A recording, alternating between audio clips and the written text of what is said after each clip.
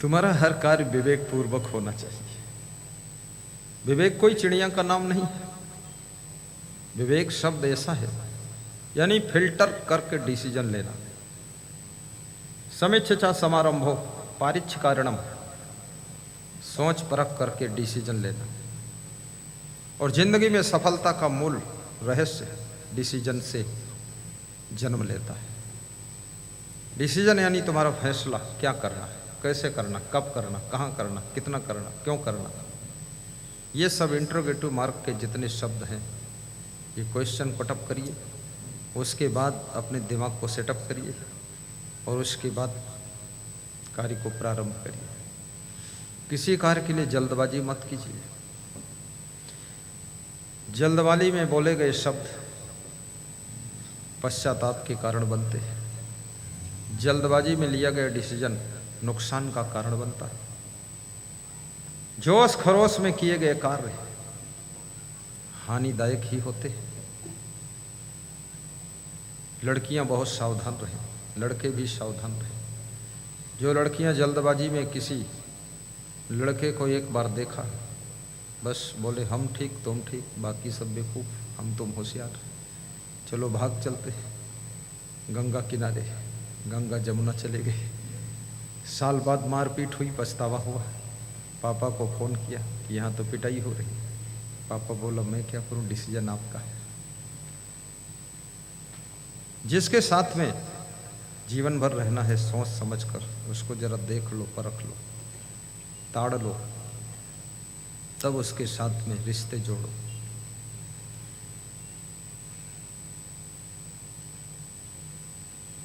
तो कबीर साहब ने 5 बातें बताया है सुखी रहने के लिए। बड़ी महत्वपूर्ण बातें हैं। आपा तजय, पहली बात आपा तजय।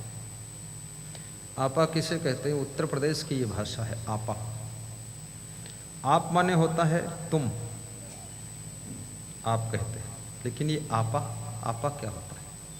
आपा लापा छापा गापा सापा सारे गामा पाधानी पाधानी सानी धापी धानी धाना धाड़ा पाड़ा पाड़ा पा, ये क्या है आपा? आपा कहते हैं कि अनावश्यक भ्रमित होकर अपने मन के ऊपर टोटल बोझा लाद कर रखना और मन में भ्रम करना कि मैं ही सब कर रहा हूं। याद रखना, इस भ्रम को तोड़ दीजिए कि मैं ही कुछ कर रहा हूं। सब लोग कर रहे हैं, थोड़ा थोड़ा कर रहे हैं, उसी में हम भी थोड़ा थोड़ा कर रहे हैं। सबका सहयोग है, सबका योगदान है।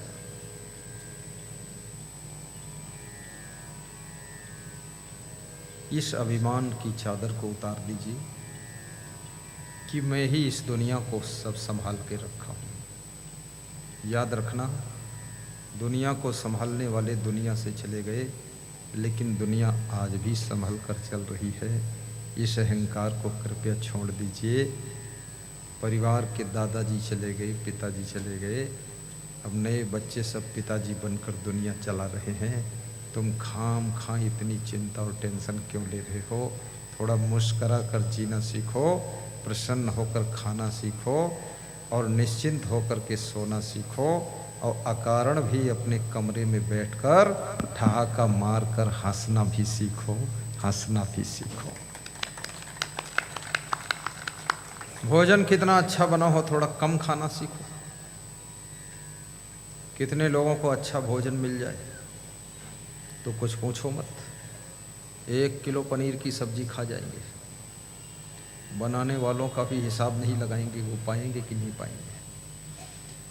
एक खाने का मेहमान खाने के लिए गया ससुराल में, पनीर की सब्जी बनी थी, तो उसको एक छोटी सी कटोरी में पनीर की सब्जी दी गई। तो उसने अपनी साली से कहा, साली साहिबा कटोरी के बजाय कढ़ाई ही दे दो, ठीक है।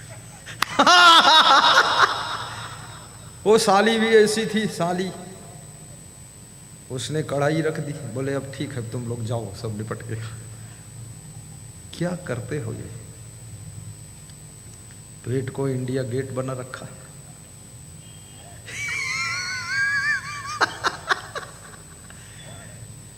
और अधिक खाने से सुस्ती रहती है, प्रसन्नता खत्म हो जाती है, बुद्धि का स्मरण भी कम हो जाता है। ना खाने से मृत्यु हो जाती है, कम खाने से स्वस्थ रहता मनुष्य। भूख लगने पर जो खाता है वो बीमार नहीं होता है, जो बिना भूख के खाता है वो कभी स्वस्थ नहीं रहता है, जो भूख से भी ज़्यादा खाता है वो हॉस्पिटल में रहता है, और जो भूख लगने पर भी नहीं खाता है वो कमज़ोर हो जाता है, और जो कभी नहीं खाता है वो जल्दी से मर भी जाता है, जल्दी से मर भी जाता है। इसलिए खाओ भी। 4 चीज़ें रोज़ खाइए, दाल चावल सब्जी और रोटी। सब्जी में हरी सब्जी भी मिलाइए। छत्तीसगढ़ में हरी सब्जी बहुत होती है, लाल भाजी, पीली भाजी, काली भाजी, हरी भाजी, बहुत प्रकार की भाजी है। और यहाँ की रोटी भी बहुत तरह की। पूरे विश्व में घूम लो, छत्तीसगढ़ में जितने प्रकार की रोटी है कहीं नहीं। यूपी में जाइए बस एक ही रोटी है, यहाँ अंगाकर रोटी, अरसा रोटी, खपुर्री रोटी और मुठिया रोटी। क्या बात है। और ऐसी रोटी हमने छत्तीसगढ़ में देखा है, एक रोटी में 8-10 लोग तोड़ तोड़ के खा सकते, इतनी मोटी, बिल्कुल स्कूटर का पहिया।